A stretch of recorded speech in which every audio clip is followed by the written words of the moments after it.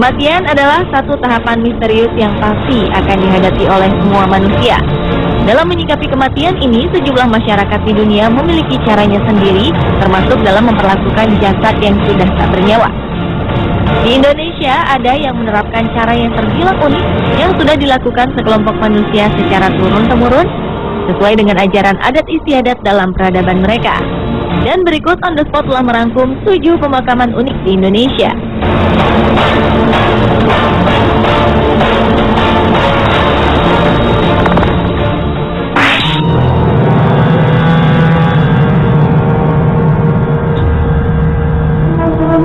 Diawali dengan pemakaman suku Dayak Benuak di Kalimantan Timur.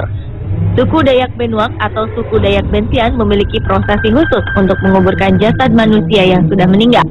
Uniknya, kuburan ala Dayak Benuak ini berbentuk seperti kotak yang menggunakan tiang sebagai penyangganya atau digantung dengan tali. Ini bukan kuburan permanen, karena kotak-kotak berisi jenazah ini akan kembali dibuka setelah beberapa tahun. Nantinya, tulang belulang yang ada di dalam kotak tersebut didoakan dan dipindahkan ke dalam kotak mati permanen. Konon, pada malam hari, di desa Dayak Benuak akan terdengar nyanyian-nyanyian pemanggil arwah. Upacara pemanggilan arwah ini pun diisi dengan upacara bentian yang diselingi dengan tarian dan mantra-mantra berbau mistis.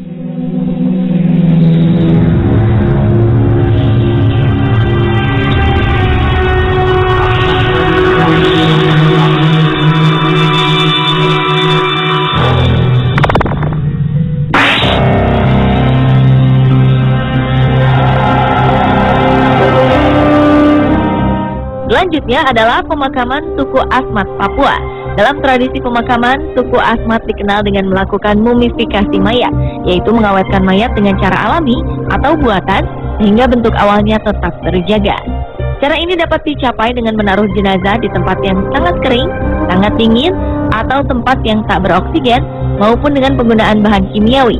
Dan mumi yang paling terkenal adalah mumi yang dibalsam, dengan tujuan pengawetan tertentu, terutama pada zaman Mesir kuno.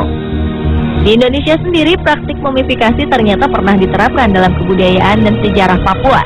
Adanya praktik mumifikasi pada suku Asmat biasanya hanya dilakukan kepada kepala suku atau komandan perang. Tubuh mereka dimumikan dengan bahan-bahan tradisional untuk memuliakan kepentingan sejarah dan religi mereka.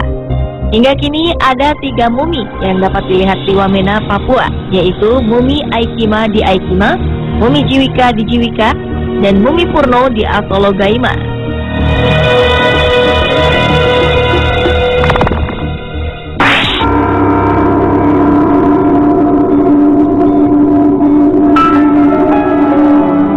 Berikutnya adalah pemakaman leluhur orang Minahasa, yaitu Waruga. Semula, kuburan batu yang disebut Waruga oleh masyarakat setempat ini tersebar di berbagai tempat di Minahasa, sebelum akhirnya dikumpulkan di suatu tempat di desa Sawangan. Satu hal yang unik dari Waruga ini adalah mayat yang dikubur di dalam batu semuanya akan hancur, termasuk tulang belulangnya yang berubah menjadi abu tanah. Di dalam satu waruga berbentuk persegi dengan penutup berbentuk segitiga yang diberi hiasan ini, bisa dimakamkan 5 hingga 6 orang dengan posisi duduk meringkuk seperti bayi dalam kandungan. Posisi jenazah harus selalu menghadap ke utara. Konon hal ini untuk menandakan bahwa nenek moyang suku Minahasa berasal dari arah utara.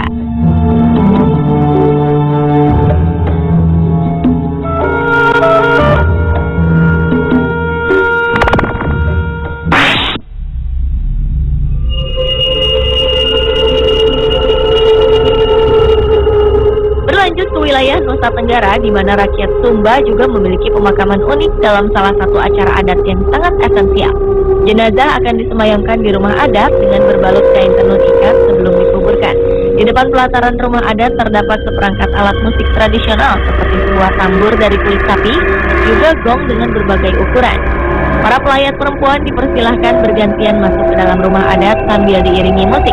Mereka duduk melingkar dan menangisi mendiang sambil menyelipkan pesan-pesan kepada mendiang agar menjaga keluarga mereka yang sudah lebih dulu meninggal. Uniknya, setiap keluarga yang datang melayat diwajibkan membawa hewan ternak atau tenun ikat sebagai persembahan dan simbol persaudaraan.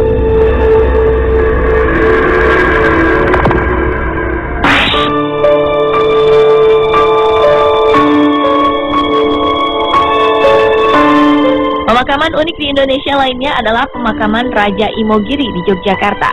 Saat Anda memasuki lokasi pemakaman ini, atmosfer magis semakin terasa seiring dengan aroma kembang dan dupa di sekeliling area pekuburan. Keberadaan kompleks pemakaman ini sengaja dipilih oleh Sultan Agung Hanyaksakusuma sebagai tempat peristirahatan terakhir bagi keluarga Sultan. Hampir setiap hari, tempat peristirahatan ini dipenuhi oleh peziarah.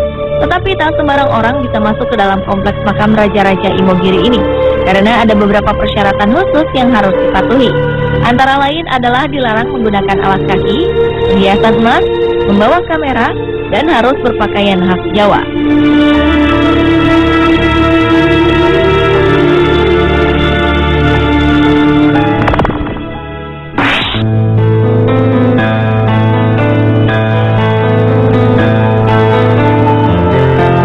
Pemakaman di atas tebing telah menjadi ciri khas Tanah Toraja di Sulawesi Selatan.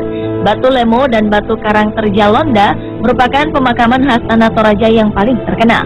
Pemakaman suku ini berbentuk 75 lubang pada dinding cadas yang merupakan hasil kreasi manusia yang luar biasa sejak abad ke-16 dengan cara memahat. Pemakaman ini didasari pada kepercayaan penduduk Tanah Toraja. Mereka meyakini bila letak makam yang tinggi akan semakin dekat dengan Tuhan. Aura kematian dan ritual mistis pun terlihat di makam-makam ini dengan adanya pandangan misterius yang berasal dari Tautau, yaitu patung pahat berbentuk manusia utuh yang terlihat hidup di atas tebing tempat jenazah disemayamkan.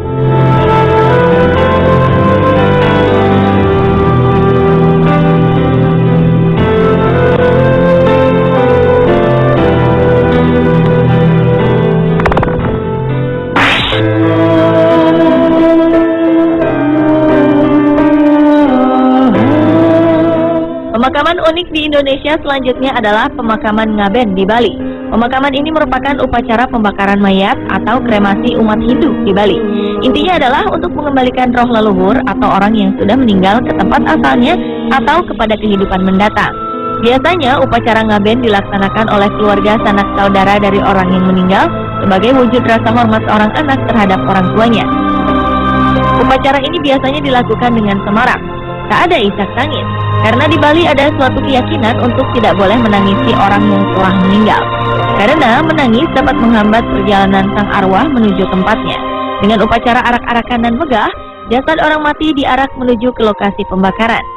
Puncak acara Ngaben adalah pembakaran keseluruhan struktur, lembu atau vihara yang terbuat dari kayu dan kertas, beserta dengan jenazah. Api dibutuhkan untuk membebaskan roh dari tubuh dan memudahkan reinkarnasi.